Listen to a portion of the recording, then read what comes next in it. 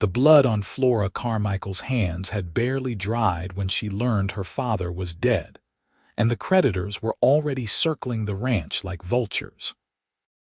She stood in the dusty yard of the Carmichael homestead, 15 miles outside Prescott, Arizona, holding a telegram that had arrived 3 hours too late, watching as her father's body was carried into the house by neighbors whose sympathetic glances could not hide their relief that it was not their own family facing ruin. The year was 1884, and Flora was 22 years old, alone, and about to lose everything her family had built over 2 generations unless she could do the impossible. Her father, Thomas Carmichael, had died of a heart attack while mending fence in the south pasture. The doctor said it was quick, that he had not suffered, but Flora knew better. Her father had been suffering for months, ever since her mother passed from pneumonia the previous winter. The weight of grief and debt had pressed down on him until his heart simply gave out, and now that burden transferred to Flora's shoulders like a yoke meant for an ox. The creditors gave her 2 weeks. 2 weeks to come up with $800, or they would seize the ranch, the cattle, everything. Her father had taken loans to expand the herd, to buy better breeding stock, to build a future that would sustain them through hard years. He had planned to drive the cattle to market in Flagstaff, come autumn, where the railroad buyers paid premium prices. But autumn was 4 months away, and the creditors would not wait. Flora stood in her father's study that evening, surrounded by ledgers and maps, her dark hair falling from its pins as she bent over the desk. The cattle were worth easily twice what her father owed, but only if she could get them to market. Prescott's local buyers would rob her blind, offering half value knowing she was desperate. Flagstaff was the only option, but Flagstaff was 250 miles north through some of the roughest country in the Arizona Territory. Her father's foreman, old Miguel Santos, found her there past midnight. He was 60 years old, weathered as jerky, and had worked for the Carmichaels since before Flora was born. He stood in the doorway, hat in his hands, and she knew what he was going to say before he opened his mouth. "Miss Flora, I am sorry. My daughter in Tucson, she is having trouble with the baby. My wife, she needs me to go. I cannot stay for the drive." Flora looked at him and saw the truth behind his words. Miguel was afraid. Afraid that if he stayed and they lost everything, he would not get paid for his work. Afraid that loyalty would leave him as destitute as the family he served. She could not blame him, not really, though the betrayal burned in her chest like swallowed coal. "I understand," she said, and meant it. "Go to your daughter. Family comes first." The other 2 ranch hands left the next morning with even less ceremony. They were drifters, men who worked for wages and had no attachment to the land or the people on it. Without Miguel to lead them, without her father to command respect, they saw no reason to stay. Flora sat on the porch that evening and looked out over the ranch. 300 head of cattle grazed in the valley below, fat and healthy and utterly useless to her if she could not move them. The impossibility of the task stretched before her like the desert itself, vast and merciless. She was one woman with no crew, no experience driving cattle long distances, and 250 miles of hard country between her and salvation. But she was Thomas Carmichael's daughter, and Carmichaels did not surrender. She spent the next day preparing. She sold her mother's jewelry to the merchant in town for $200, enough to keep the creditors at bay for a few extra days. She bought supplies, hardtack, coffee, salt pork, ammunition for her father's Winchester rifle. She packed saddlebags and bedroll, studied her father's maps until she could see the route in her sleep. The old cattle trail ran north through Chino Valley, skirted the Mogollon Rim, passed through Mormon settlements and high desert before finally descending into Flagstaff. Her father had made the drive twice before with a full crew. She would make it alone. The morning she left, the sun rose red over the mountains like a wound in the sky. Flora wore her father's work clothes, canvas trousers, and a heavy shirt that smelled of him still, his broad-brimmed hat pulled low against the glare. She had braided her hair tight and pinned it up, and when she looked at herself in the mirror, she saw a stranger. Hard-eyed and lean-jawed, someone who might survive what was coming. She mounted her father's roan gelding, a steady horse named Copper with good sense and better endurance. Then she rode out to gather the herd, whistling and calling, pushing the cattle from their grazing grounds toward the trail that led north. The cattle moved reluctantly, confused by the single rider, but Flora was relentless. She worked Copper back and forth across the herd's flanks, turning stragglers, pushing forward, until finally the mass of animals began to move as one. The first day was chaos. The cattle scattered at every opportunity, breaking away to investigate interesting brush or simply refusing to move. Flora rode herself ragged, chasing down breakaways, shouting until her voice went hoarse, learning through pure desperation the art of reading a herd's movement. By nightfall, she had covered only 8 miles and lost count of how many times she had nearly been trampled or thrown. She made camp in a shallow ravine, too exhausted to eat, every muscle in her body screaming. She had 242 miles to go, but the second day was better. The cattle were learning the rhythm of the drive, and Flora was learning how to anticipate their movements. She discovered that if she positioned Copper at the right angle, the herd would flow around obstacles rather than scatter. She learned to sing as she rode, a low, tuneless sound that seemed to calm the animals. She learned which cows were natural leaders and which were troublemakers, and she adjusted her strategy accordingly. The country was beautiful and brutal. They passed through valleys green with spring grass, and climbed into rocky hills where the trail narrowed to barely the width of 3 cattle abreast. Flora's world contracted to the endless present. The sun's position, the cattle's mood, the state of Copper's legs, the dwindling supplies in her pack. She stopped thinking about failure. There was no room for fear when every moment demanded complete attention. On the 4th day, she passed through Chino Valley, a scatter of ranches and farms along a creek. People came out to watch her pass, this solitary woman driving 300 head of cattle with nothing but a horse and determination. A farmer's wife brought her fresh bread and cheese, pressed them into her hands with a look of mingled pity and admiration. Flora thanked her and moved on. She could not afford to stop, could not afford conversation or kindness that might crack the shell of focus she had built around herself. The nights were the hardest. She would make camp and picket Copper, then walk the perimeter of the herd by moonlight, checking for signs of distress or predators. Coyotes called from the hills, and once she heard the cough of a mountain lion, close enough to make her grip the Winchester tight. The cattle were skittish at night, prone to panic at every sound. Flora learned to sleep in 2-hour stretches, always alert for the thunder of hooves that would signal a stampede. On the 7th day, she crossed into high country where ponderosa pines replaced mesquite, and the air turned thin and cold. The trail here was older, less defined, and Flora had to rely on her map and instinct to find the way forward. She lost half a day backtracking when the cattle refused to ford a stream swollen with snowmelt, and she had to find a crossing point where the banks were low enough that the animals would attempt it. She was exhausted beyond anything she had ever known. Her hands were blistered raw from the rains, her face burned dark by the sun despite her hat, her body lean and hard from endless hours in the saddle. She stopped seeing her reflection as herself.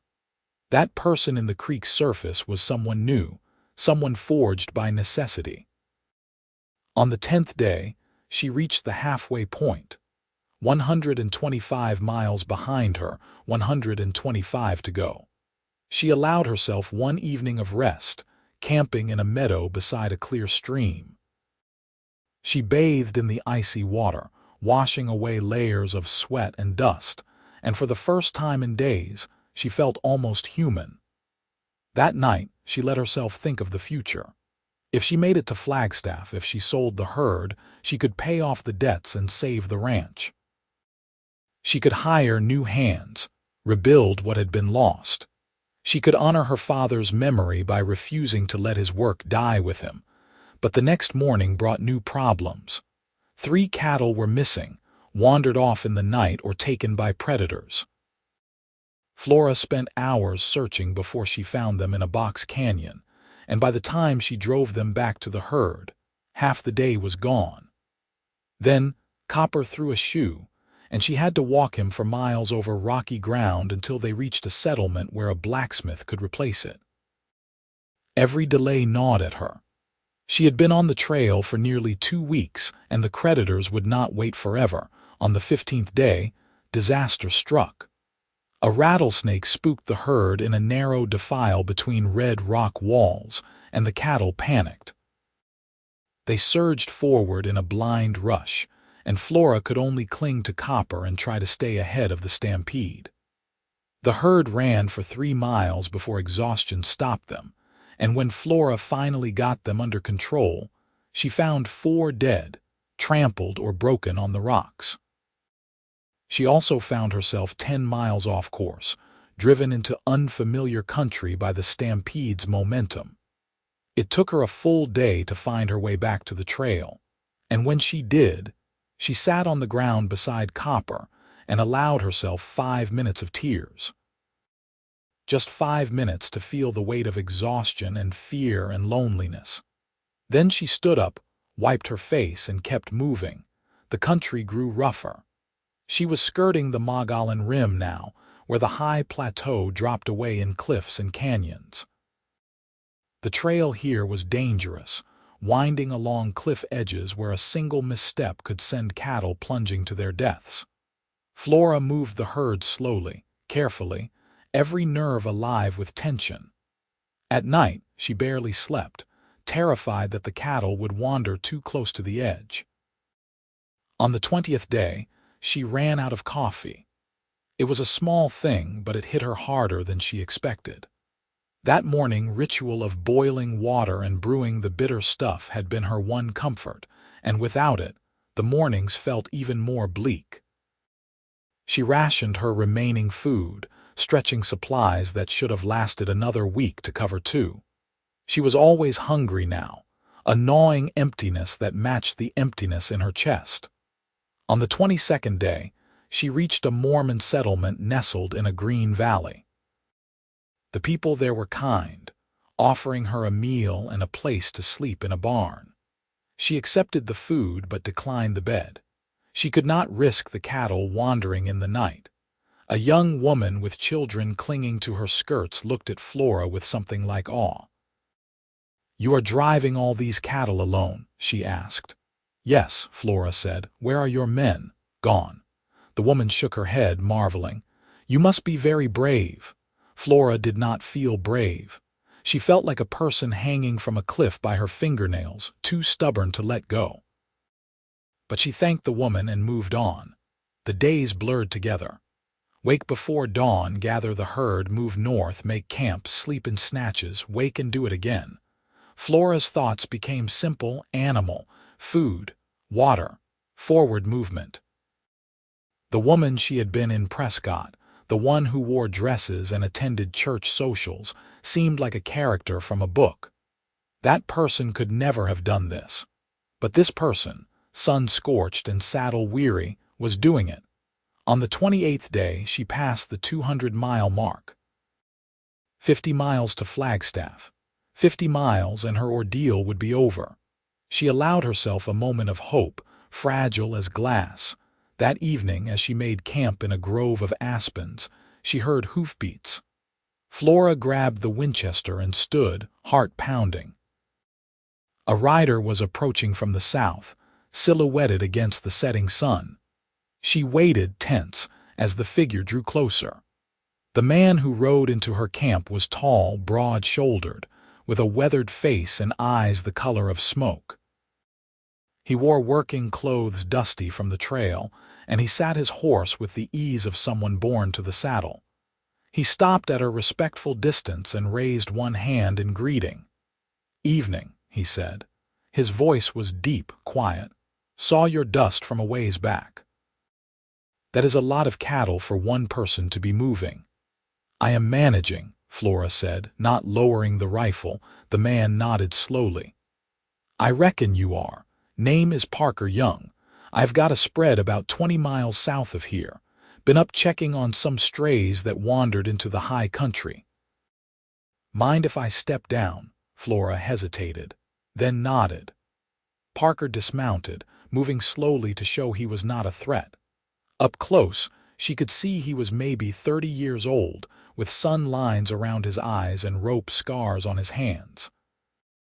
He looked at her herd with an expert's eye, then back at her with something like respect. "You came a long way with this many head," he said. "Alone." 200 miles, Flora said, and heard the exhaustion in her own voice. Parker's eyebrows rose. 200? Good God, where are you headed?" "Flagstaff, railroad buyers." He nodded slowly, understanding. "Smart, Prescott buyers would rob you, but Flagstaff is still 50 miles and some of the hardest country on the whole trail." "You lose any cattle yet?" "7, Flora admitted. "Stampede and stragglers." "Only 7 in 200 miles, alone." Parker shook his head. "That is damn near miraculous. Pardon my language." Flora found herself lowering the rifle. There was something in this man's manner that eased her wariness. He was not looking at her with pity or condescension, but with genuine admiration. She had not realized how hungry she was for someone to acknowledge what she had accomplished. "You want some coffee?" she asked, then remembered. "No, I am out, but I have got water." "I have got coffee," Parker said, "and some decent beans. You look like you could use a real meal." She should have sent him on his way. She should have been cautious, alone as she was in the wilderness with a strange man. But she was so tired, and the offer of coffee was more tempting than gold. She nodded, and Parker unsaddled his horse, a beautiful bay mare, and set about making camp with practiced efficiency. They ate together as the stars came out, and Flora discovered she had almost forgotten how to have a conversation. Parker did most of the talking, telling stories about his ranch, asking gentle questions about her journey. She found herself answering, the words coming slowly at first, then faster. She told him about her father's death, about the creditors, about the impossible choice between losing everything and attempting the impossible. "So you chose the impossible," Parker said, pouring her more coffee. "That takes sand." "I did not have another choice." "There is always a choice." "Most people would have given up, sold out for what they could get and started over somewhere else. You decided to fight." He looked at her across the fire, and in his eyes she saw understanding. "I respect that." They talked late into the night, and for the first time in nearly a month, Flora felt the knot of loneliness in her chest begin to ease. Parker was easy to talk to, thoughtful and kind, with a dry sense of humor that surprised laughs out of her. He told her about losing his own parents to fever, about building his ranch from nothing with his own hands and borrowed money. "I know what it is like to have everything riding on one gamble," he said. "The fear of losing it all, but you are going to make it. 50 more miles, you will have those cattle to market and your ranch saved." "If nothing else goes wrong," Flora said. "Even if something does, you will handle it. You have handled everything else." The confidence in his voice steadied her. When she finally lay down to sleep that night, she felt lighter than she had in weeks. She woke before dawn to find Parker already up, boiling coffee. He looked at her as she emerged from her bedroll and smiled. "Been thinking," he said. "I do not have anything pressing back at my place. My foreman can handle things for a spell. What would you say to some company for these last 50 miles? Flora stared at him. "Why would you do that?" Parker shrugged. "Seems like you could use a hand, and I would like to see you make it. Call it neighborly." "I cannot pay you." "Did not ask you to." He handed her a cup of coffee. "Look, driving cattle alone for 200 miles is one kind of crazy, but the last stretch into Flagstaff goes through some rough territory. Canyon country, narrow trails, and there are rustlers working the area. You could use another set of eyes and hands. I am offering." Flora wanted to refuse. She had made it this far on her own, and pride demanded she finish what she started, but she was not a fool. The last 50 miles would be the hardest, and she was already running on empty. Having help, having someone to share the watch and handle breakaways could mean the difference between success and disaster. "All right," she said finally. "Thank you." Parker's smile widened. "Good. Let us get these cattle moving." With 2 riders, everything became easier. Parker took the left flank while Flora held the right, and together they moved the herd with a coordination that would have taken weeks to develop with a stranger. But Parker was no stranger to cattle or to reading a trail, and he seemed to instinctively understand Flora's methods. They worked in near silence, communicating with hand signals and positioning, falling into a rhythm as natural as breathing. By noon on that first day together, they had covered more ground than Flora usually managed in a full day. By evening, the cattle were calm and settled. Both horses were sound, and Flora was sitting by a fire eating the first decent meal she had had in weeks. Parker had shot a rabbit and roasted it with wild onions, and the smell alone was enough to make her dizzy. "You have got a good eye with that herd," Parker said, gnawing on a leg bone. "You picked that up from your father some," Flora said. "Mostly I just learned as I went, made a lot of mistakes early on. But you learned fast. That is a rare gift." He looked at her thoughtfully. "What are you going to do after you sell the herd? Hire new hands, if I can afford it. I need to keep the ranch running, build up the herd again. My father had plans for breeding stock better lines. I want to see that through." "You plan to run the ranch yourself?" Flora bristled slightly. "Is there a reason I should not?" Parker held up his hands. "Easy. I am not questioning your ability, just wondering if you thought about the practicalities. A woman running a ranch alone, especially in this territory, is going to face trouble. Not saying it is right, but it is true. Men will try to take advantage, creditors will assume you do not know what you are doing, and some folks just will not work for a woman boss." "Then I will change their minds," Flora said flatly. Parker grinned. "I believe you will." Over the next days, Flora found herself drawn to this quiet, capable man. Parker was unlike anyone she had known in Prescott. He treated her as an equal, never questioning her decisions but offering suggestions when he saw a better way. He was patient with the cattle, firm but never cruel, and he had a gift for reading the land that saved them time and trouble. But more than that, he listened. In the evenings, as they sat by the fire, Flora found herself talking about her parents, about growing up on the ranch, about her dreams for the future. Parker listened with complete attention, asking questions that showed he truly cared about her answers.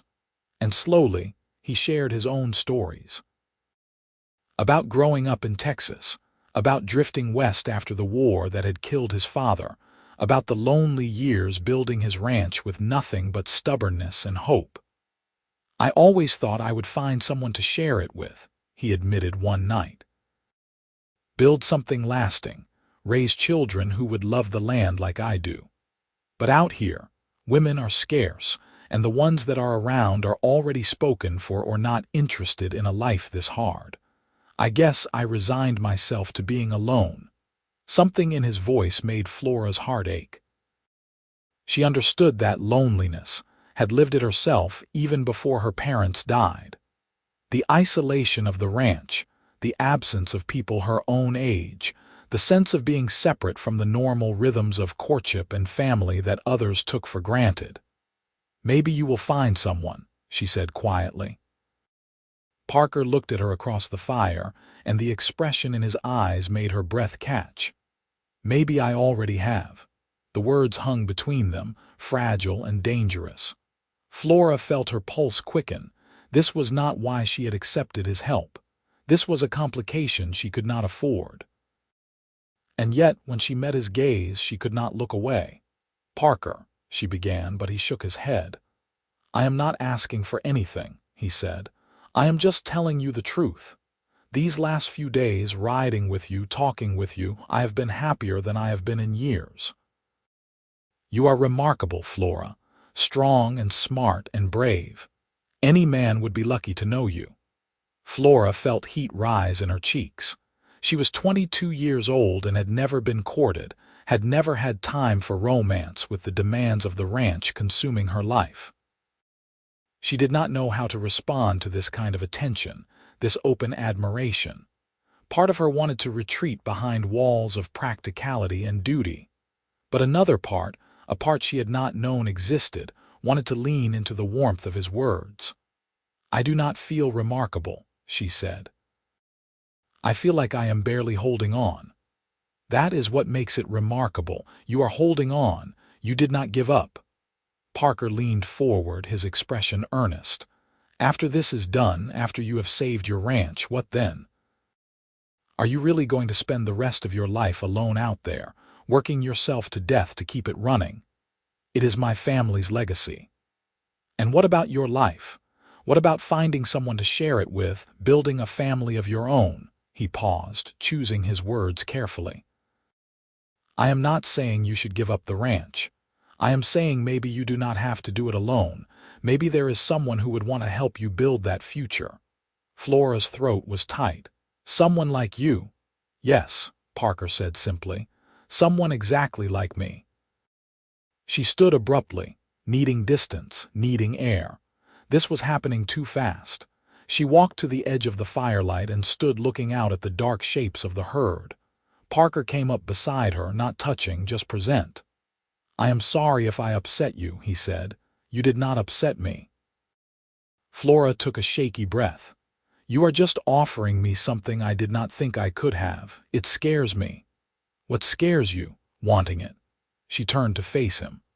"I have spent so long focused on survival, on keeping my head above water, that I stopped thinking about what comes after.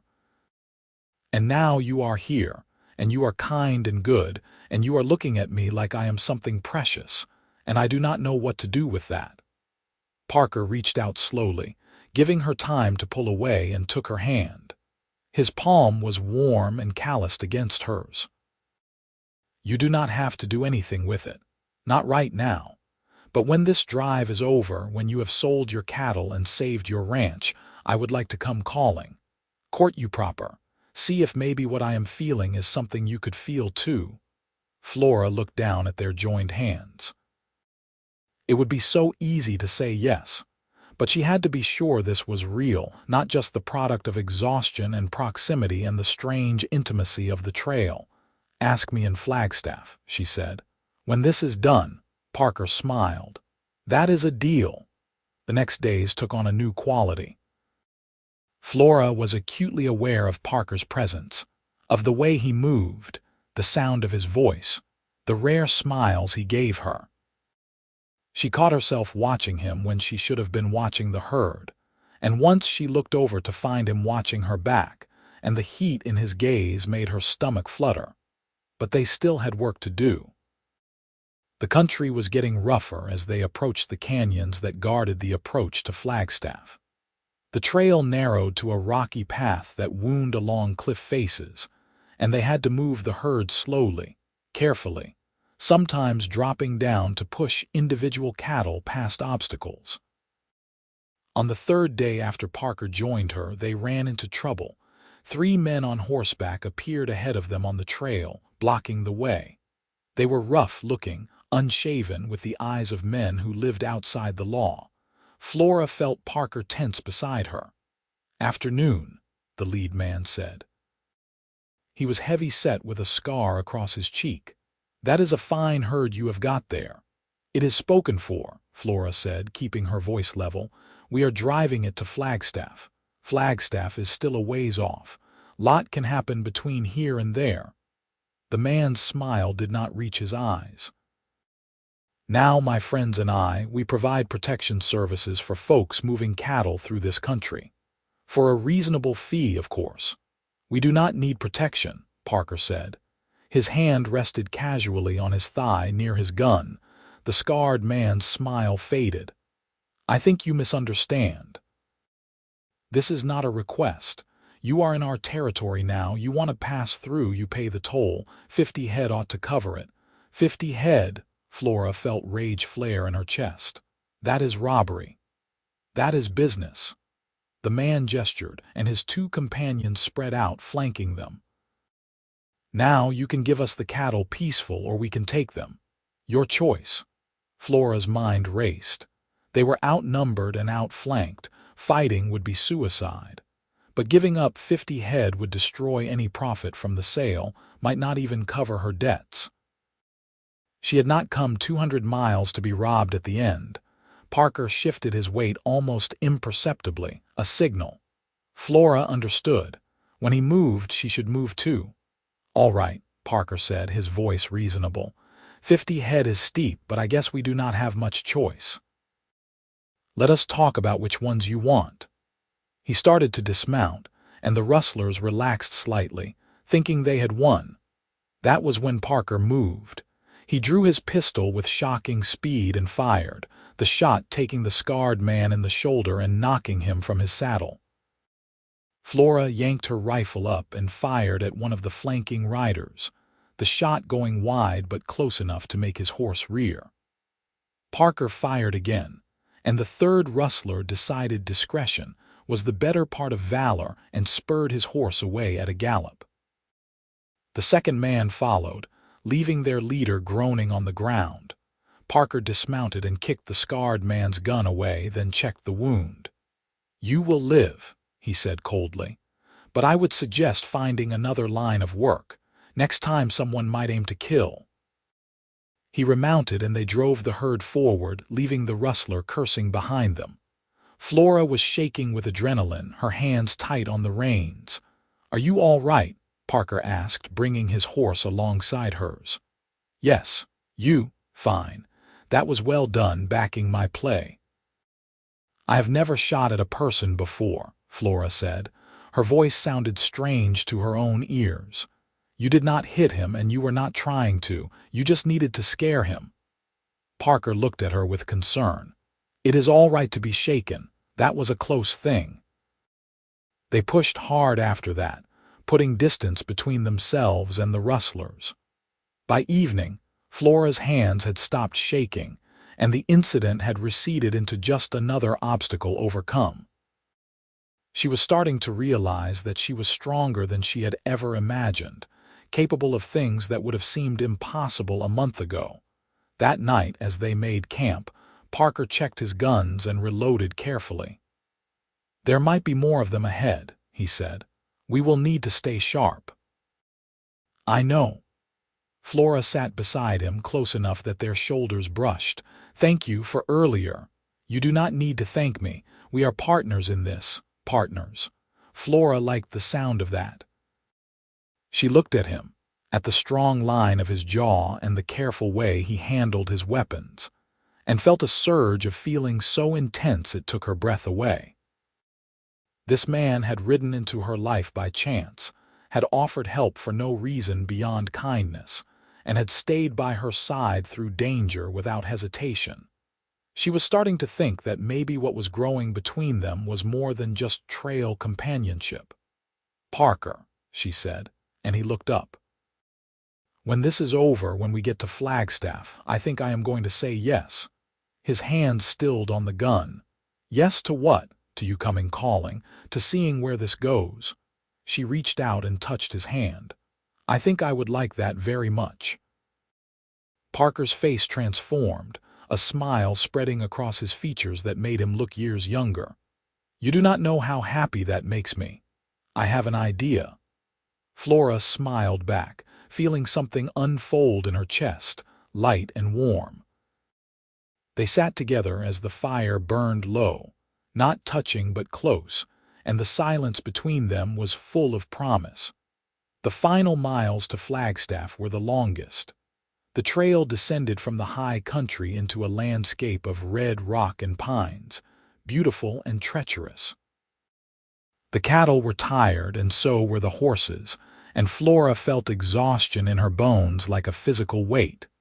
But the end was in sight now, so close she could almost taste it.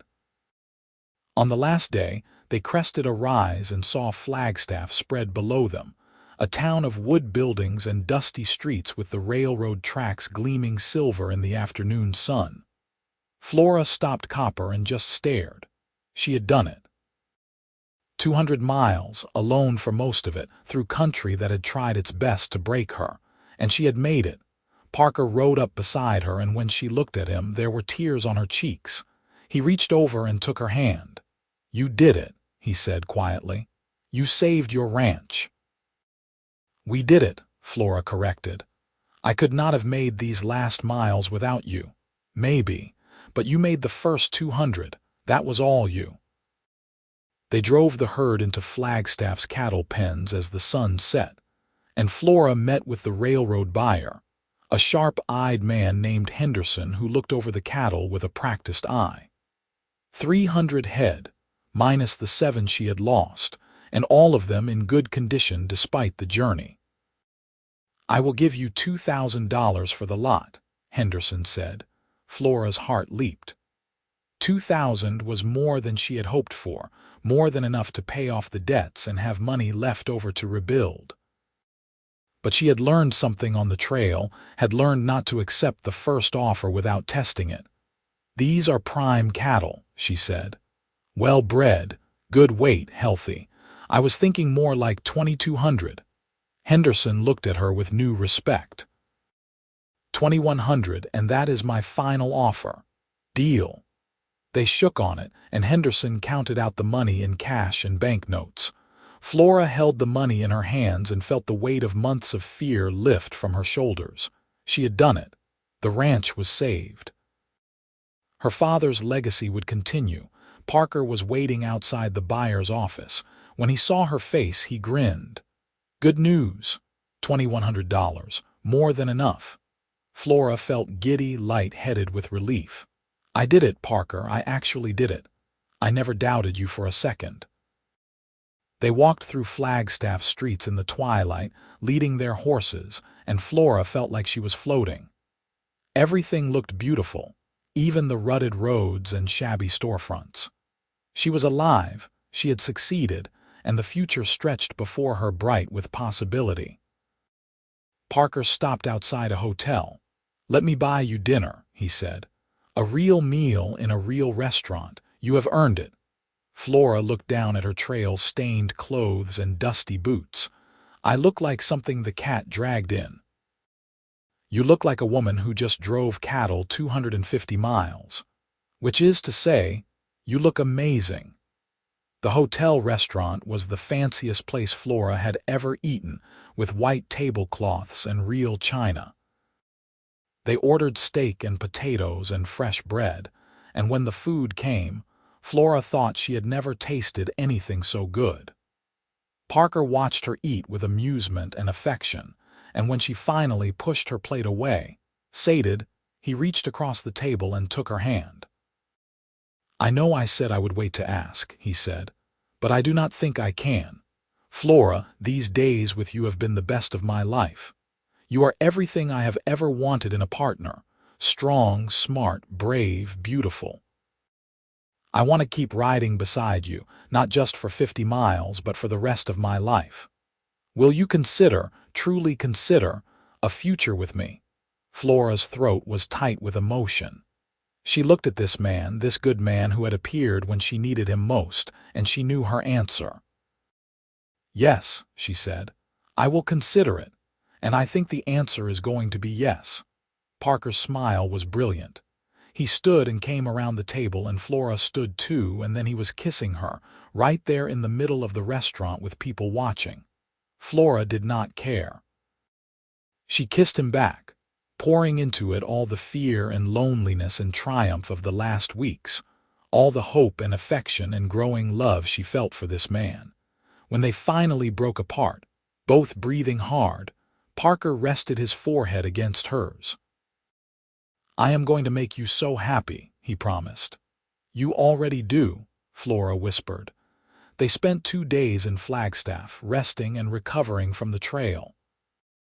Flora bought new clothes, had a proper bath, and sent a telegram to the creditors in Prescott informing them that payment would arrive within the week.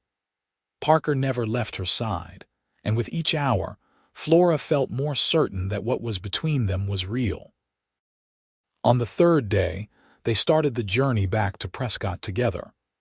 Without the cattle to slow them, they made good time, and the miles passed easily in conversation and companionable silence. Flora found herself imagining what it would be like to ride beside Parker always, to share not just a trail but a life. When they reached the turn off to Parker's ranch, he hesitated. "Come see it," he said. "I want you to see what I have built." Parker's ranch was smaller than Flora's but beautifully maintained. A sturdy house with a wide porch, good barns, corrals filled with healthy horses. He showed her around with quiet pride, pointing out improvements he had made, plans he had for expansion. And Flora could see it, could see herself here, see their ranches growing together, 2 operations becoming one. "It is wonderful," she said honestly. "You should be proud." "It is missing something," Parker said, watching her. "It is missing you." Flora turned to him. "Are you asking me to marry you?" "Not yet. I have not done it proper, have not asked you in the right way. But yes, that is where I am heading." He took her hands. "I want to marry you, Flora. I want to combine our ranches, build something bigger and better than either of us could manage alone. I want to wake up beside you every morning and work beside you every day and fall asleep with you every night. I want children with you, a family, a future. But only if that is what you want too." Flora felt tears prick her eyes. Everything she had thought she would have to sacrifice to save her father's ranch, all the dreams of love and family she had pushed aside, Parker was offering them to her. Not as a distraction from her goals, but as a way to achieve them better. "I want that," she said. "All of it, with you." Parker pulled her into his arms and held her tight, and Flora felt something inside her settle into place. This was right. This was home. They rode into Prescott together a few days later, and Flora went straight to the creditor's office with payment in full. The banker who had threatened to foreclose counted the money with visible disappointment, and Flora took deep satisfaction in his sour expression as he marked her father's debts paid. "The Carmichael ranch is free and clear," she said firmly, "and it is going to stay that way." News of her successful drive spread through Prescott like wildfire. The woman who had driven cattle alone for 200 miles became a local legend almost overnight. People who had ignored her at her father's funeral now wanted to hear her story, to shake her hand, to tell her how impressed they were. Flora accepted their attention with grace, but she knew the truth. She had not done it for glory. She had done it because there was no other choice, because giving up was not in her nature. Parker stayed in Prescott, courting Flora properly despite everyone already knowing they were in love. He called on her at the ranch, sat on the porch with her in the evenings, rode out with her to check on the remaining cattle. Miguel returned from Tucson shamefaced and apologetic, and Flora hired him back because she understood fear and forgave it. She hired 2 more hands, young men eager to work for the woman who had become a legend. And slowly the ranch began to recover its rhythm. 3 months after their return from Flagstaff, Parker proposed formally. He rode out to the ranch on a Sunday afternoon, dressed in his best clothes, and asked Flora to walk with him. They went to the spot where her parents were buried on a hill overlooking the valley, and there, with the land spread out below them, Parker got down on one knee. "Flora Carmichael," he said, holding out a simple gold ring, "you are the strongest, bravest, most remarkable woman I have ever known. I love you with everything I am. Will you marry me?" Flora looked at him, this good man who had ridden beside her when she needed it most, who had helped her save everything she loved and then offered to help her build even more. Her answer was never in doubt. "Yes," she said, and pulled him to his feet to kiss him. They were married in the fall, in a small ceremony in Prescott with their ranch hands and neighbors as witnesses. Flora wore her mother's wedding dress, altered to fit her leaner frame, and Parker wore a new suit that made him look handsome and slightly uncomfortable. When the preacher pronounced them husband and wife, Flora felt a joy so complete it seemed to fill her up and spill over. The first year of their marriage was hard work, but good work. They combined the ranches, with Parker moving to the Carmichael place since it was larger. Together, they rebuilt the herd, buying new breeding stock, implementing her father's plans. Parker's knowledge combined with Flora's determination made them formidable, and the ranch prospered. But more than the work, Flora treasured the everyday intimacy of marriage. Waking up beside Parker, working alongside him, sharing meals and conversations and quiet moments. He was her partner in every sense, respecting her opinions, sharing decisions, never assuming authority over her. They argued sometimes, both being strong-willed, but they always talked it through, always found compromise. 2 years after they were married, Flora gave birth to a son. They named him Thomas after her father, and he was born with Flora's dark eyes and Parker's strong hands. Parker was a devoted father, carrying the baby in a sling while he worked, singing to him in the evenings, his hard face softening with love every time he looked at his son. When Thomas was 2, Flora had twins, a boy and a girl they named Samuel and Catherine. The ranch house that had been so silent and empty filled with noise and laughter and life. Flora juggled motherhood and ranch work with the same determination she had brought to the cattle drive, and Parker supported her in all of it, changing diapers and cooking meals, and taking the children on his rounds so she could handle the accounts. The years passed in a rhythm of seasons and work and love. The ranch grew, their reputation spread, and people came from all over the territory to buy cattle from the Youngs. Flora never forgot what she had learned on that desperate drive to Flagstaff, the knowledge that she was capable of more than she had ever imagined. She taught her children to be strong, to work hard, to never give up when things got difficult. On the 10th anniversary of their wedding, Parker and Flora rode out to the hill where he had proposed.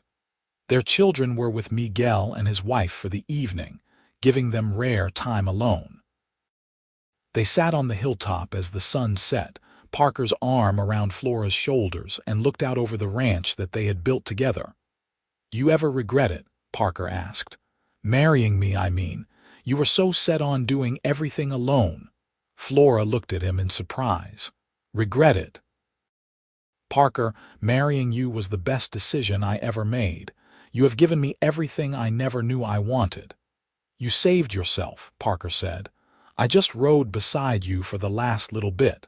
Maybe, but that last bit made all the difference." Flora leaned into him. "I drove cattle alone for 200 miles because I had to.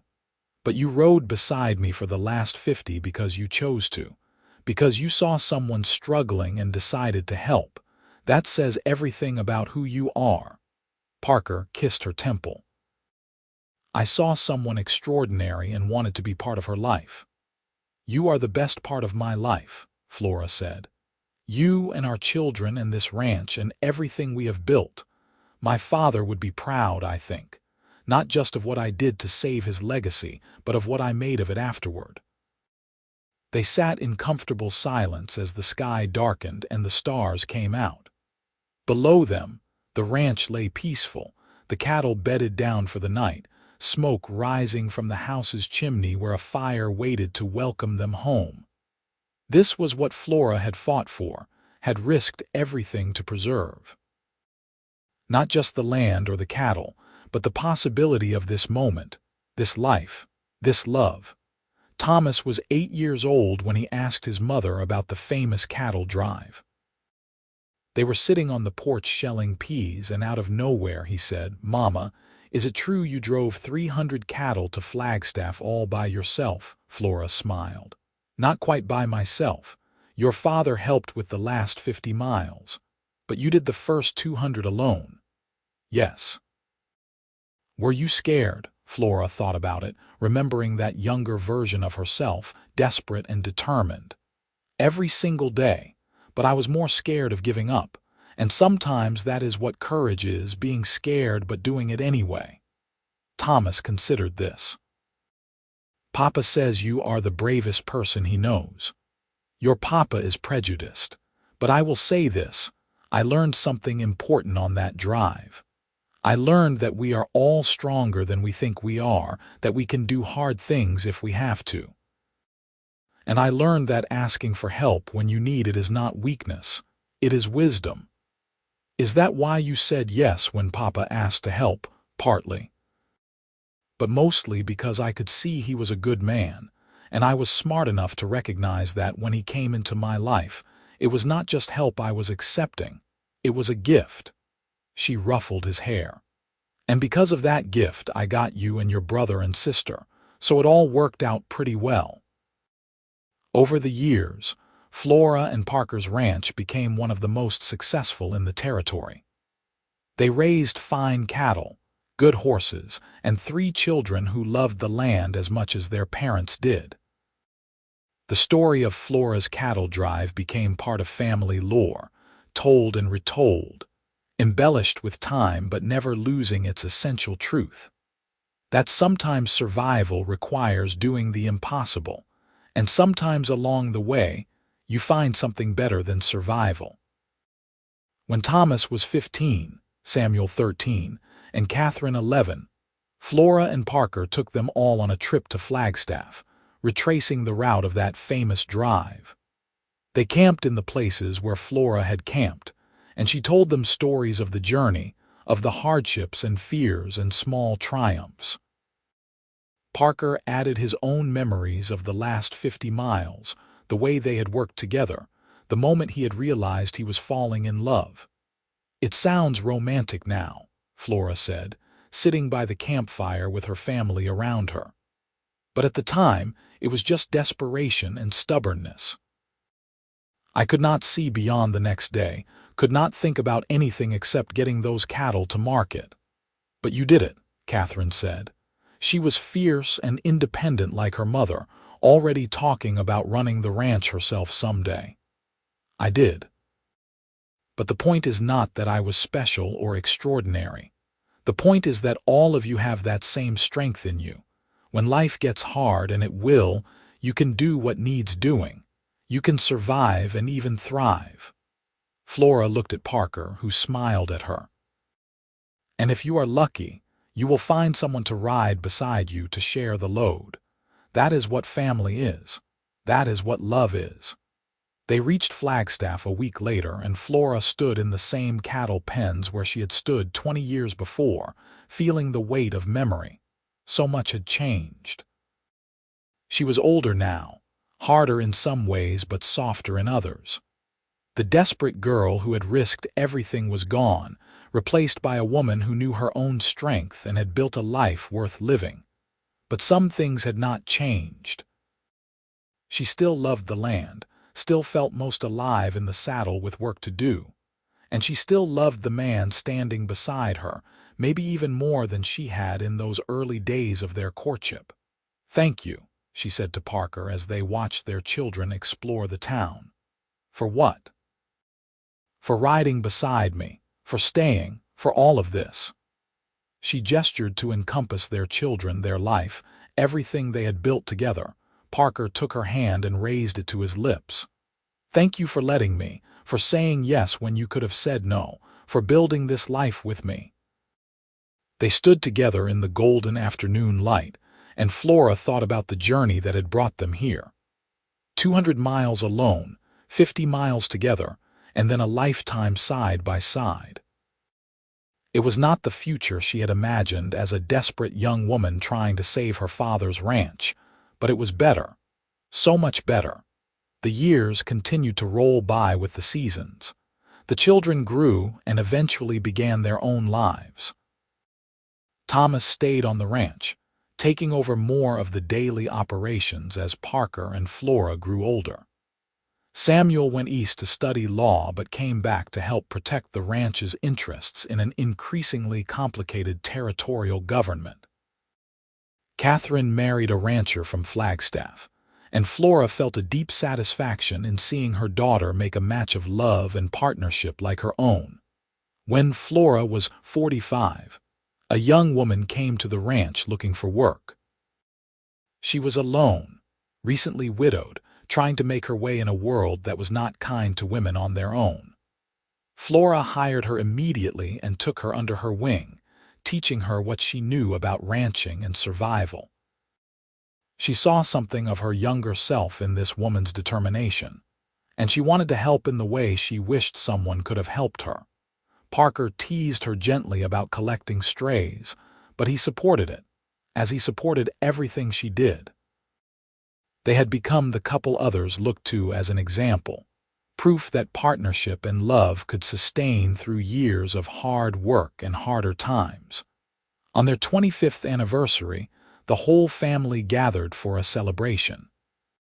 Children and grandchildren, neighbors and friends, all crowding into the ranch house and spilling out onto the porch.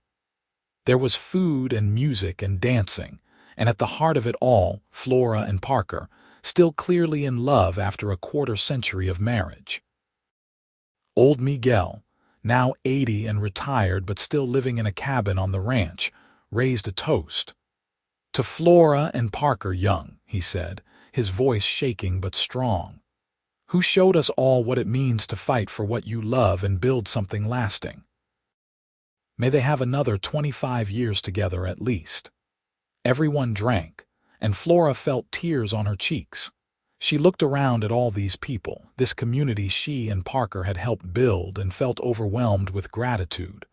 Her father's ranch had not just survived, it had flourished. His legacy lived on not just in the land and cattle but in the family that worked it, the values that guided them.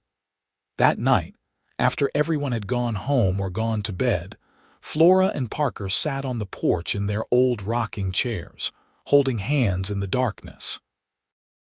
"I have been thinking," Parker said, "about that first day I saw you. You looked so fierce, so determined. I knew right then that you were going to make it, that nothing was going to stop you."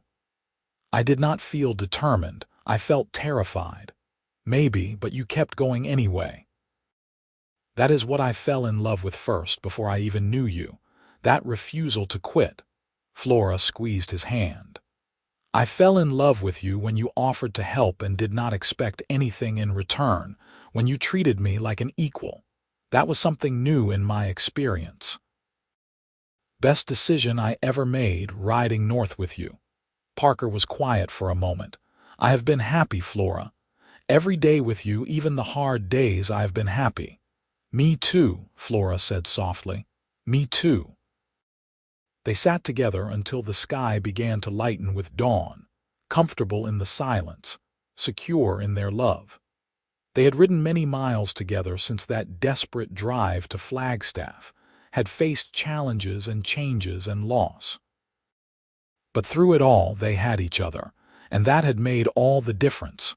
Flora lived to be 72 years old, working the ranch almost to the end. She died peacefully in her sleep on a spring night, with Parker beside her and her children keeping vigil. At her funeral, people came from all over the territory to pay respects to the woman who had become a legend. But the stories they told were not just about the famous cattle drive, but about the life she had built afterward, about her generosity and strength, about the family and community she had nurtured. Thomas took over the ranch completely, running it with the same combination of determination and wisdom his mother had shown. The Carmichael Young Ranch continued to prosper for generations, and the story of how it was saved became part of the family's foundation story. Parker lived another 5 years after Flora's death, and though he carried on, everyone could see the light had gone out of him. When he died, they buried him next to Flora on the hill overlooking the ranch, the place where he had proposed so many years before. On the shared headstone Thomas had carved, "Flora and Parker Young, partners in all things, beloved." But the real memorial was the ranch itself, still thriving, still in the family, a testament to what one determined woman and one good man could build when they rode beside each other.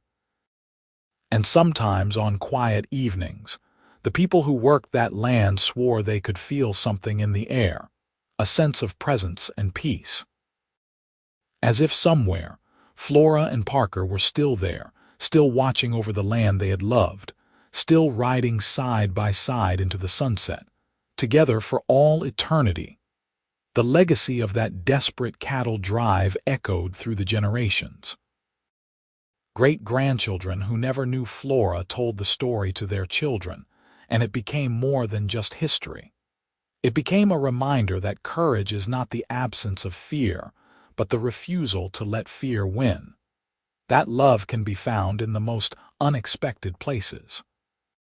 That sometimes the hardest journeys lead to the most beautiful destinations, and at the heart of it all was a simple truth.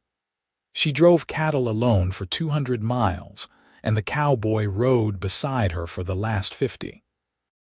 But those 50 miles changed everything, turning a desperate fight for survival into the beginning of a love story that would last not just a lifetime but for generations beyond. The ranch that Flora saved became a family empire. The man who offered help became the love of her life.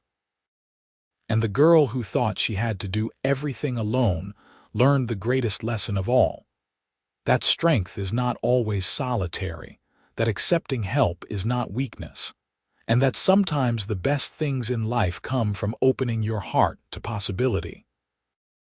In the end, Flora's greatest achievement was not driving cattle 200 miles alone, though that took remarkable courage.